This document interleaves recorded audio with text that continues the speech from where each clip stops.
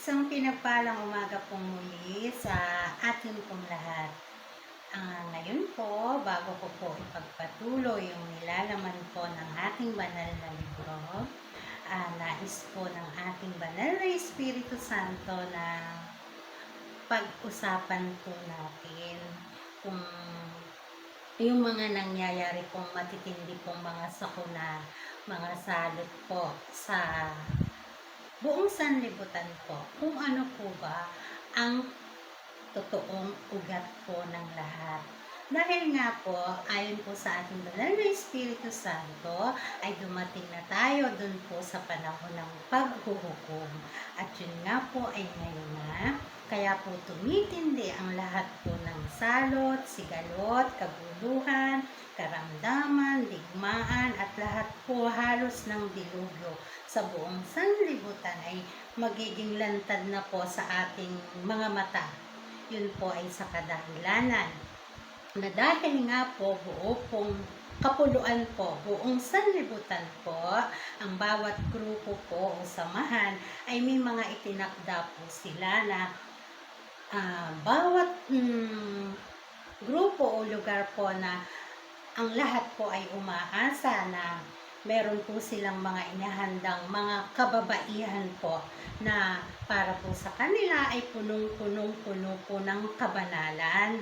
Yun nga pong iba, halos dulo na lang ng daliri ang nakikita, yung iba naman mata na nga lang halos, yung iba naman po halos hindi na bumababa sa lupa. Yun po ay dahil sa paghahanda po ng buo pong sanlibutan, ng buong kapuluan, para nga po dun sa tinatawag na paglukob po ng ating banal na Espiritu Santo, ng ating pong Diyos na kataas-taasan. Ang lahat po ay naghihintay at ang lahat po ay nag-aabang kung saan pong lupain ang siya pong kokoronahan, dahil nga po ang lahat ay naniniwala na pag dumating nga daw po tayo dun sa sinasabing pinali nga po ang atin pong Espiritu Santo ay lulukob po sa pinakamalinis, pinakabanal. Kaya ang lahat po ng grupo ay naghanda, kanya-kanya po yan. Yung halos nga po hindi na lumalabas dun sa mga lugar nila, yung mga babaeng banal na ayon sa kanila ay mga kandidata po para nga po sa paghahanda po ng paglukob ng ating banal na Espiritu Santo kung sino nga po yung nararapat at karapat-dapat. Dahil nga po, wala naman pong nakakaalam na ang ating pong Espiritu Santo ay may nag-iisa at tunay pong katawan.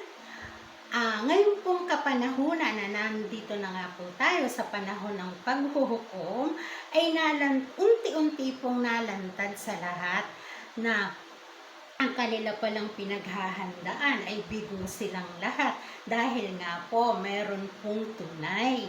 At yan po ang kadahilanan, kaya po ang halos po buong sanlibutan na umasa at nag-aabang ay nagpupuyos po ang kanilang damdamin at kalooban sa tinatawag po nila ang babaeng putian. Ang babaeng putian pong yan, ayun nga pong nag-iisa pong katawan ng ating Diyos na kataas-taasan. At karamihan po, halos lahat, ay hindi po nila matanggap ng maluwag sa kanilang kalooban.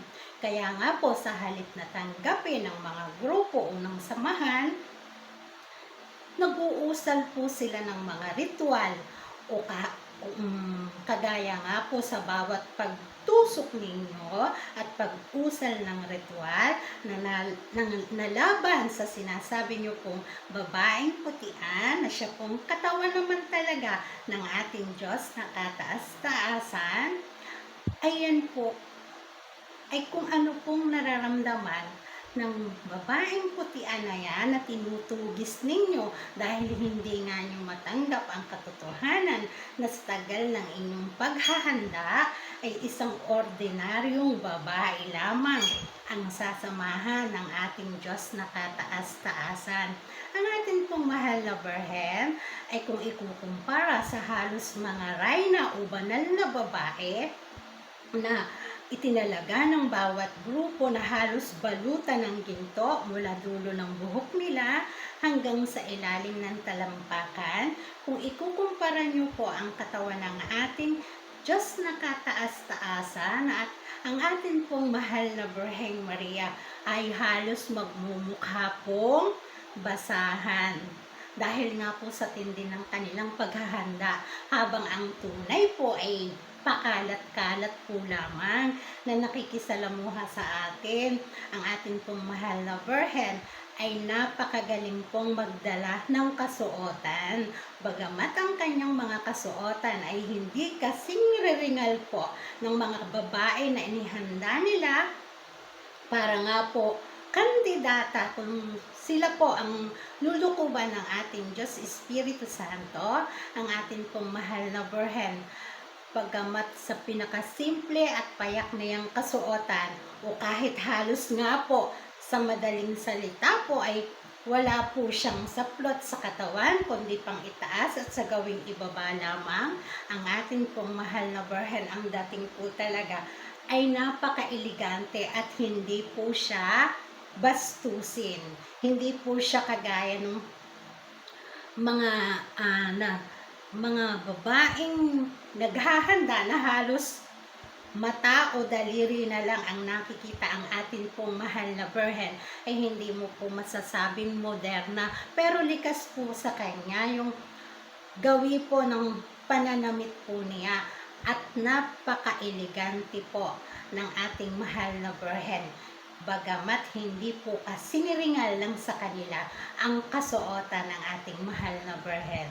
Ang ating pong mahal na Birhen ay hindi naman po nakikipagkumpetensya kahit na po kanino. Dahil kapag ikaw po ang tunay, kahit po anong gawin ng mga hamak na mga nais po na agawan siya ng corona, wala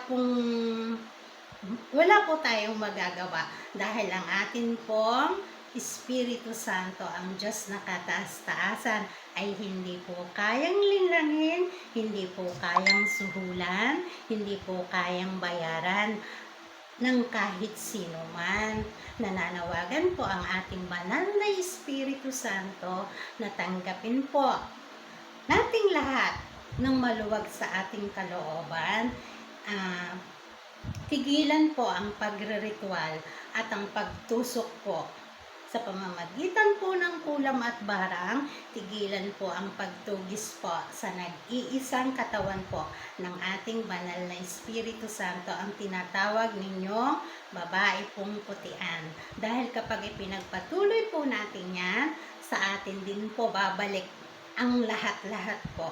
Dahil ang mahal na Birhen po ay konektado po sa lahat. Dahil kaya nga po tinatawag siyang mahal na ina. Sa kanya po nagmula ang lahat.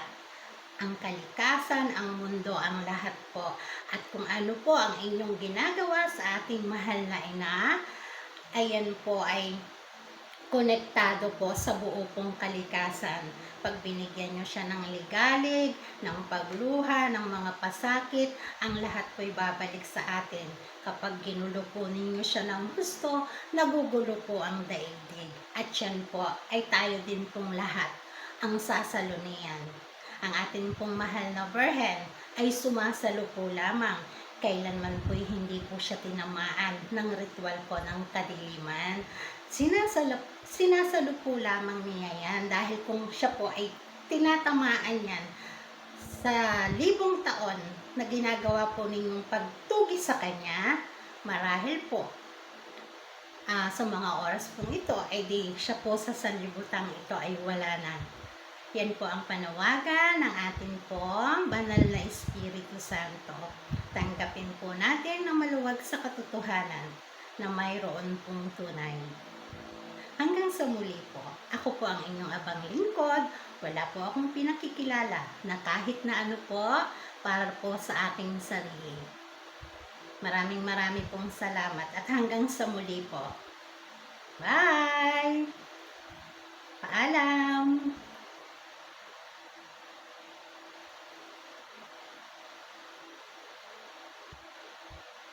Bye-bye!